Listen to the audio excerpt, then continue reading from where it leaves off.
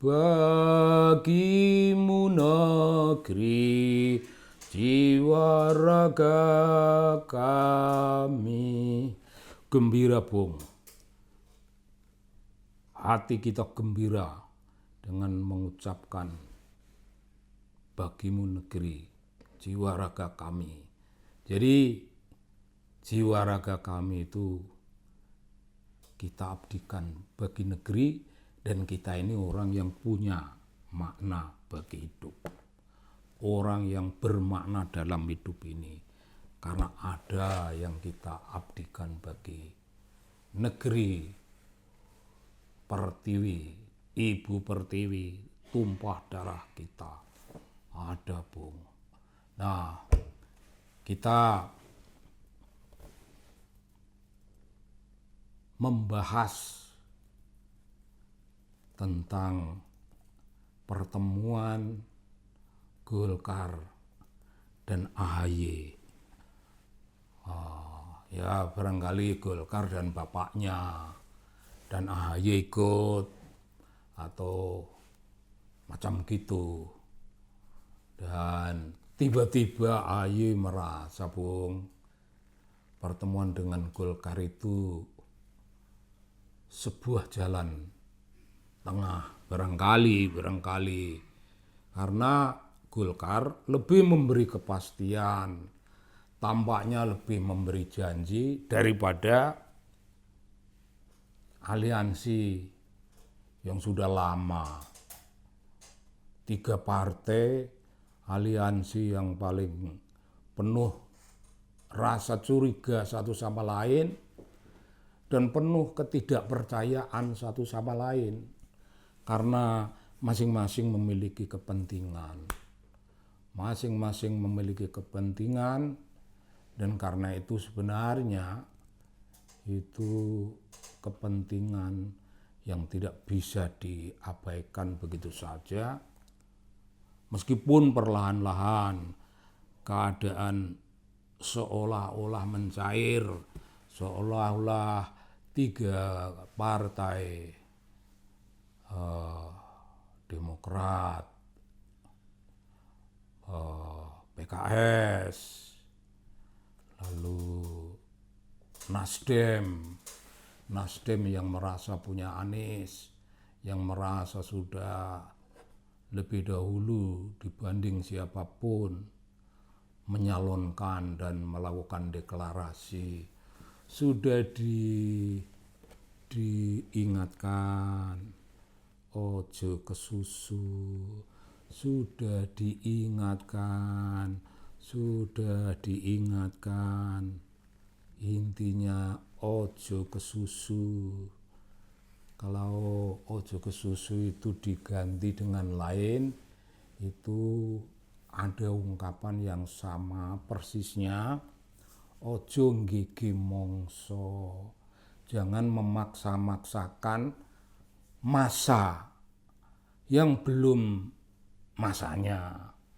Masa yang belum tiba jangan dipaksa tiba. Ada masa yang menanti dan ada masa yang tepat kita bertindak.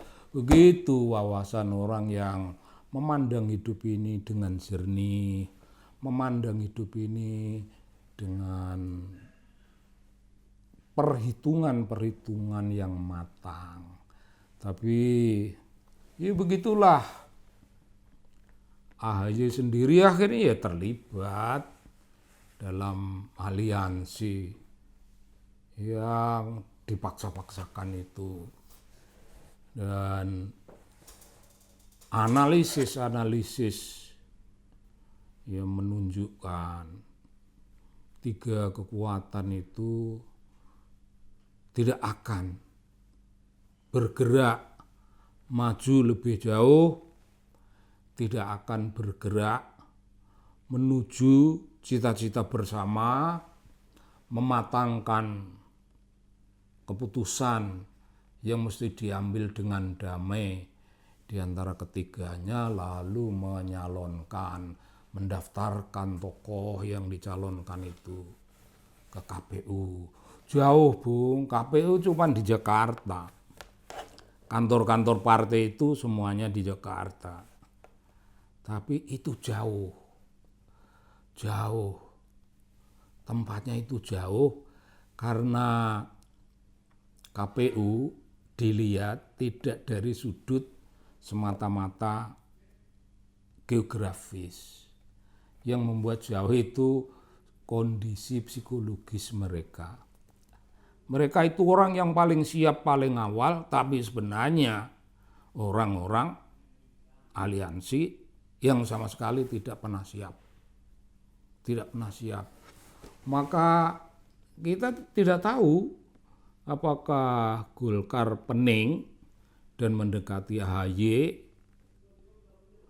dan bertemulah satu rumusan bahwa AHY akan berada di tempat itu. AHY akan ada di tempat itu, akan bergabung dengan Golkar. Tapi apakah mereka telah menghitung dengan seksama? Apakah AHY dipaksa oleh orang tuanya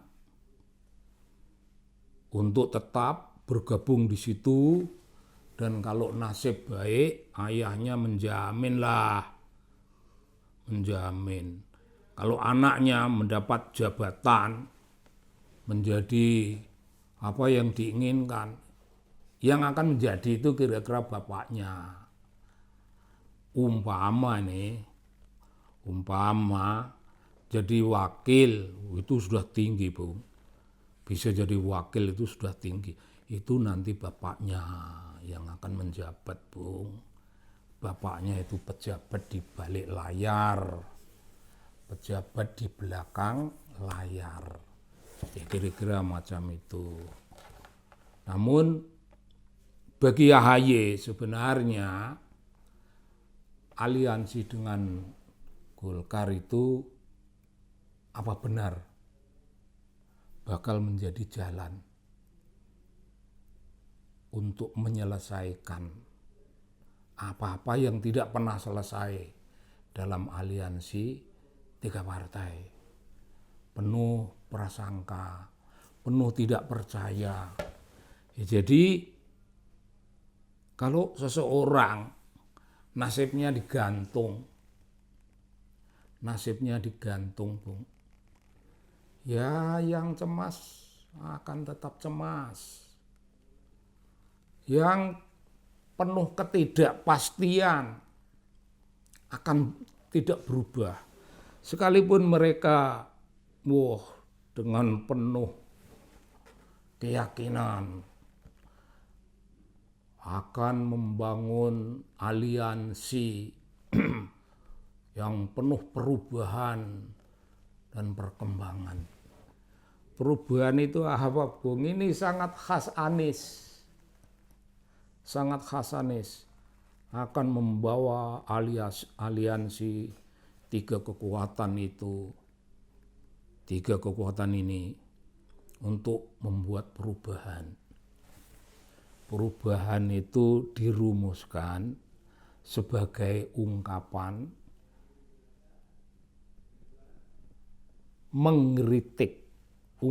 mengkritik presiden sekarang bahwa tidak melakukan sesuatu yang bisa disebut perubahan. Kira-kira macam gitu. Sesederhana itu intisari kritiknya, dan mereka akan membuatnya. Apa yang tidak dibuat itu membuat. Padahal, Bung, jangan ngawur cara berpikirnya. Presiden Jokowi adalah tokoh yang tak terduga-duga. Begitu mengejutkan segenap langkahnya, membawa perubahan. Jokowi adalah presiden yang membuat perubahan tanpa kata-kata, tanpa omongan apapun, tanpa koar-koar, tanpa besar mulut. Karena terbukti, Bung, tokoh-tokoh kita yang suaranya seperti geledek dan geledek itu tidak membawa hujan. Hujan hanya rintik-rintik, itu tanda main suara gede-gedean tanpa ada makna di baliknya. Ini yang kemudian begitu. Koalisi perubahan. Koalisi perubahan akan mengubah apa tidak penting. Yang penting koalisi itu terbukti tidak bergerak kemana-mana, dan betapa malunya. Bung, malu di sini barangkali tidak mereka miliki. Malu, mereka tidak malu. Yang mereka merasa menyesal itu karena begitu menjadi kekuatan aliansi yang berseberangan dengan pemerintah. Itu yang disesali, tidak akan mendapat apa-apa. Mereka hanya menjadi kekuatan kritik, menjadi kekuatan kontrol. Terus menerus kritik dan kontrol, dan isinya kemarahan. Wah, kalau kita mendengar AHY pidato, Bung, kita seperti mendengar orang pintar. Iya benar. Rasanya seperti mendengar orang pintar berbicara tentang filsafat hidup, tanda-tanda pemerintahan yang efisien, seolah-olah dia pernah mengalami sesuatu. Dia belum pernah mengalami, Bung. Tapi kalau ngomong mengerikan. Itukah yang namanya perubahan? Ya tidak ada gunanya, Bung. Ngomongnya selalu salah, ngomongnya selalu tidak akurat, ngomongnya selalu tidak diikuti dengan bukti. Apa di sana itu, di kantornya itu, di partainya tidak ada orang pintar, Bung. Dugaan saya mestinya ada. Tapi orang-orang yang pintar itu tidak memberi dia konsultasi, tidak memberi tambahan. Biarkan saja dia. Ibaratnya silahkan menggonggong. Gonggonglah sekeras-kerasnya. Tapi dia menggonggong bukan bergerak maju. Menggonggong tapi mundur. Karena suaranya menandakan dia berani, langkah mundurnya tanda dia ketakutan. Dan dia cemaslah. Tetap dalam kecemasan, Bung, tidak pasti. Hidup dalam ketidakpastian itu selalu bagian dari tindakan-tindakan masa lalunya. Yang masa lalunya juga mengelola, ayahnya mengelola partai yang penuh dengan korupsi, di akhir masanya korupsi. Bung, kalau seperti itu yang terjadi, siapakah yang menaruh trust kepada anaknya yang belum punya pengetahuan apapun, belum pernah mengalami apapun? Jadi, Bung, hadirnya Ketua Golkar untuk nyambangi, untuk mengajak bergandeng tangan bersatu, kelihatan seperti bakal menjadi suatu penyelesaian. Tapi tampaknya tidak, Bung. Tampaknya tidak ada penyelesaian. Dia akan tetap, ya kalau berubah, meninggalkan partainya, meninggalkan kelompok aliansinya, dan akan meloncat menjadi bajing loncat bersama Golkar. Golkarnya bukan bajing loncat, yang bajing loncat ya AHY-nya. Dia menjadi bajing loncat, itu pun tidak ada jaminan, Bung, yang akan memilih mereka siapakah kira-kira. Ini penting lah, namanya pemilu. Kalau tidak mengantongi para pendukung yang bakal memilih, tidak ngantongi, Bung, alangkah menakutkannya. AHY itu jauh dari surutan orang-orang yang melakukan polling pendapat, dan posisi keterpilihan dia kayak apa AHY juga tidak dikenal. Jadi Bung, orang yang tidak dikenal itu mampunya bukan berdiri memayungi pasangan, tapi sebaliknya.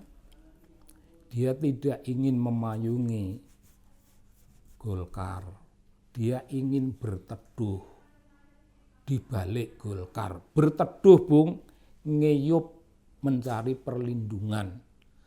Dalam situasi seperti itu Bung, belum pernah ada kata yang bisa menjamin ketenangan. Belum, tidak ada jaminan ketenangan, tidak ada jaminan bakal mendaftar sebagai kekuatan pemilik, kekuatan yang menjadi calon untuk dipilih. Kalau toh terpaksa ada, ya pantas-pantasnya daftarlah. Pantas-pantasnya daftar ke KPU, ya terdaftar. Tapi siapakah yang akan memilih? Jadi situasi yang kelihatannya memberi solusi, ini bagi AHY hanya menambah ketidakpastian. Menambah ketidakpastian. Makin tidak pasti, makin tidak pasti. Begitu Bung, kira-kira perhitungan kita tentang masa depan orang-orang yang ada dalam koalisi perubahan. Koalisi perubahan tidak menjanjikan perubahan apapun, tidak menjanjikan perubahan apapun. AHY akan tetap AHY, yang lain-lainnya ya akan tetap yang lain-lainnya. AHY tinggal AHY.